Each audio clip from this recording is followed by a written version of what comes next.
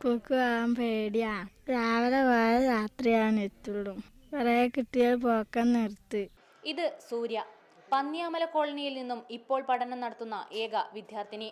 കിലോമീറ്ററുകളോളം നടന്നു വേണം ഇവിടുത്തെ കുട്ടികൾക്ക് സ്കൂളിലെത്താൻ, അതും വന്യമൃഗങ്ങളുടെ ശല്യമുള്ള വഴിയിലൂടെ. അതുകൊണ്ട് തന്നെ കുട്ടികൾ പഠനം നിർത്തിയ അവസ്ഥയിലാണ്. കോളനിയിലെ മനോജ് എന്ന 17-കാരന്റെയും ദുരിതം ചെറുതല്ല.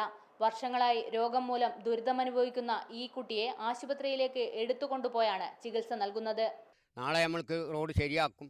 ഇങ്ങനെ പറഞ്ഞ് കുറേ വലുതായിട്ടും ചെറുതായിട്ടും പല ആൾക്കാരും വലുതും അമ്മമാരും പെങ്ങന്മാരും കുഞ്ഞുങ്ങളും കുട്ടികളും മുഴുവനും അങ്ങനെ ജീവൻ പോകും. പല കുടുംബങ്ങൾക്കും വീട് വയ്ക്കാൻ ധനസഹായം ലഭിച്ചിരുന്നെങ്കിലും ലഭ്യമായ തുക മുഴുവനും നിർമ്മാണ സാമഗ്രികൾ സ്ഥലത്തെത്തിക്കാൻ വേണ്ടി ചിലവഴിച്ചതിനാൽ പലരുടെയും വീട് പണി മുടങ്ങി.